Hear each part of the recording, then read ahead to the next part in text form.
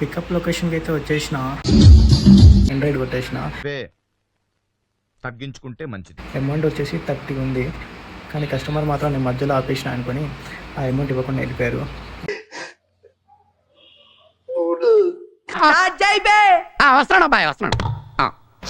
ఏ hi, hello, నమస్తే మామ. అందరు ఎలా ఉన్నారు? అందరూ బాగుండాలని కోరుకుంటున్నా. ఏం లేదు మామ, మార్నింగ్ 6 AM లేచా. ఈ ఓలాలో నాకు ఒక రైడ్ వచ్చింది. దగ్గర దగ్గర 20 కిలోమీటర్స్ ఉంటుంది. హయత్ నగర్ అనమాట రైడు. ఆ రైడ్ తీసుకున్నా, బట్ ఆ వీడియో అనేది అప్లోడ్ చేయలేదు. చూస్తూనే కొట్టబోతున్నారు నిన్ను. అనివార్య కారణాల వల్ల. దాని కారణం ఏంటంటే కెమెరా సెట్ చేసుకోలేదు మామ, అంతే. కాకపోతే నెక్స్ట్ రైడ్ది కెమెరా సెట్ చేసుకున్నా. మామ దరిద్రం మొత్తం నాకెందుకు పడుతుందో నాకేం అర్థం అవుతలేదు. పొద్దుగాలే బాగానే లాంగ్ రైడ్ దొరికింది అని చాలా సంతోషపడ్డా. అక్కడికి వెళ్ళి దగ్గర దగ్గర 1.5 hour వెయిట్ చేసిన మామ, రైడ్స్ లేక. ఏంటి మమ్మీ ఎవడీడు? ఈరోజు ఎలాగైనా 1000 అయినా కొట్టుకొని పోవాలనేసి ఎర్లీ మార్నింగ్ 6కే బయలుదేరినా మామ. సామే అంతా సక్కంగా జరగాల. కాకపోతే చాలా బాధగా ఉంది మామ. బాధ ఏంటంటే దగ్గర దగ్గర 2 hours అవుతుంది, రైడ్స్ వస్తలేదు. జర బాధేస్తుంది. ఎందుకంటే ఈరోజు ఎలాగైనా 1000 అయినా కొట్టుకొని వెళ్దామనేసి పొద్దుగాలే బయలుదేరినా. బట్ 1000 దేవుడు ఎరగా కానీ 300 రావడం కష్టమైంది.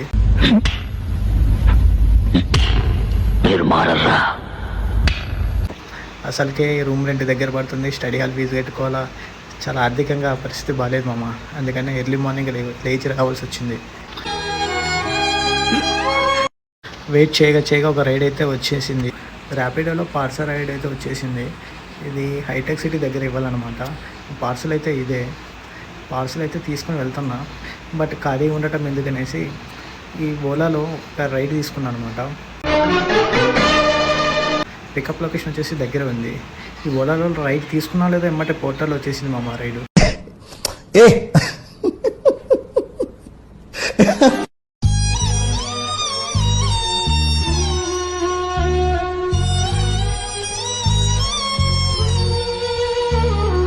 బట్ పోర్టల్లో వచ్చేసిన రైడ్ మాత్రం నేను యాక్సెప్ట్ చేయలేదు.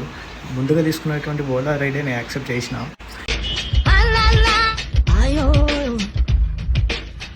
పికప్ వచ్చేసి 500 meters డిస్టెన్స్ ఉంది. ఈ కస్టమర్ ఏమో కాల్ మీద కాల్ చేస్తూ ఉండు.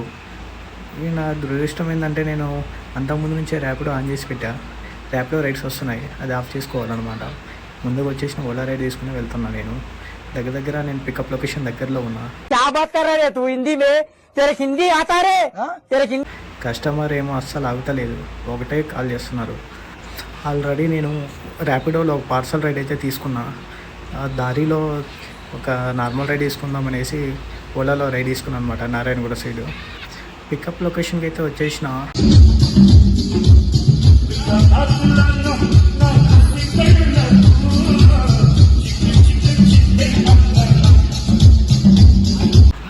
వాళ్ళే అనుకుంటా వచ్చేసేది.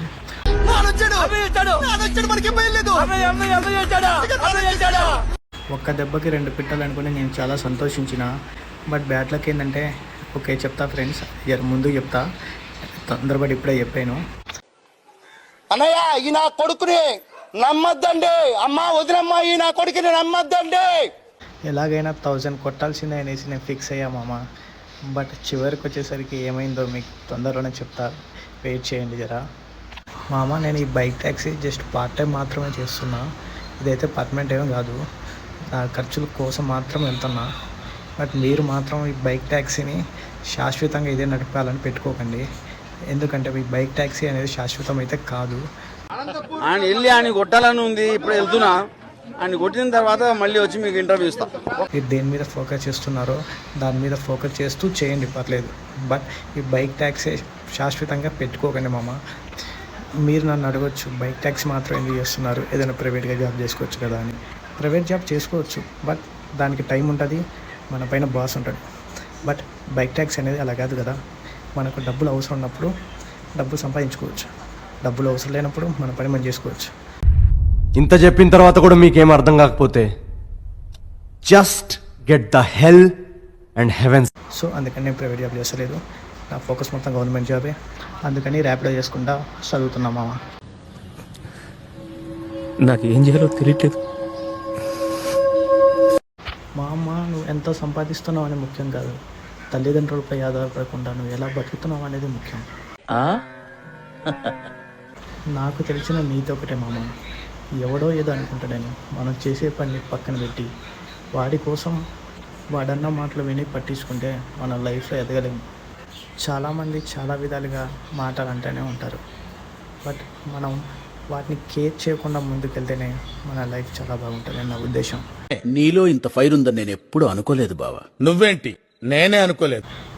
లోకులు కాకులు అంటారు కదా, కాకుల గురించి మనం పట్టించుకోవాల్సిన అవసరం లేదు. ఎవరో ఏదో అన్నారని పట్టించుకుంటే మనమైతే ముందుకెళ్ళలేము మామ. ఇది మాత్రం నేను మరీ మరీ చెప్తున్నా. పక్కోడు కాదు మనకు అన్నం పెట్టేది, మనం కష్టపడితేనే కూడ అనేది మన చేతికి అడిపిస్తుంది.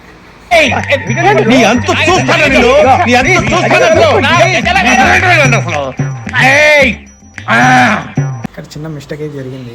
వెళ్ళాల్సింది లెఫ్ట్కి, మ్యాప్లో ఏమో రైట్కి చూపించింది. నేను రైట్కి ఇండికేటర్ వేసిన, వెనక నుంచి ఒక బైక్ అతను వచ్చి రైట్కి ఇండికేటర్ వేసి లెఫ్ట్కి ఎలా వెళ్తున్నావు అని నవ్వుకుంటూ వెళ్తుండు.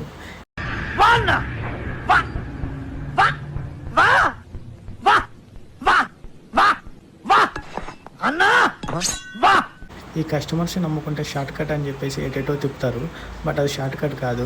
వాళ్ళు తొందరగా వెళ్ళడానికి మార్గం ఒక్కటే. రామచంద్ర ఈ ఓవరాక్షన్ భరించలేకపోతున్నాను. మామ మీకైతే రూట్ తెలుసుంటే ఆ కస్టమర్స్ మాటలైతే వినకండి. మీకు రూట్ తెలుసుంటే ఆ రూట్ ప్రకారం పోనీయండి అంతే.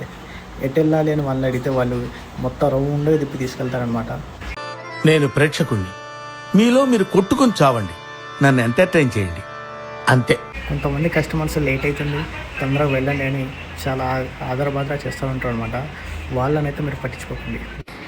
వెళ్ళే మినిమం స్పీడ్ మాత్రంతో వెళ్ళండి, దానికంటే ఎక్కువ వెళ్ళకండి. వేగం కన్నా ప్రాణం విన్నా కదా, సో అది ఫాలో అవ్వండి చాలు. మా అమ్మ బ్యాడ్ లక్ ఏంటంటే చెప్పింది కదా లాస్ట్లో చివరికి చెప్తా అని. నేను ఆల్రెడీ ఒక పార్సల్ తీసుకున్నా కదా, ఆ పార్సల్ కస్టమర్ అయితే కాల్ చేశారు. పార్సల్ అయితే ఇప్పుడు ఏం తెగక్కర్లేదు, రిటర్న్ చేసేయండి అని చెప్పారనమాట.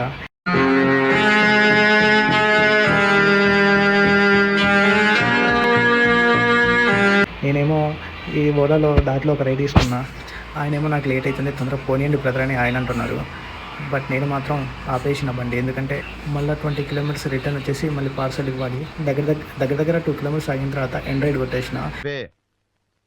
తగ్గించుకుంటే మంచిది. అమౌంట్ వచ్చేసి 30 ఉంది, కానీ కస్టమర్ మాత్రం నేను మధ్యలో ఆపేసిన అనుకుని ఆ అమౌంట్ ఇవ్వకుండా వెళ్ళిపోయారు.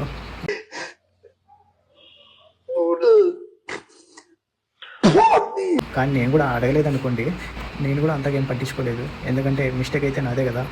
కస్టమర్ని దాంట్లో విడిచిపెట్టడం కరెక్ట్ కాదనేసి నేను కూడా అమౌంట్ అయితే అడగలేదు ఫ్రెండ్స్.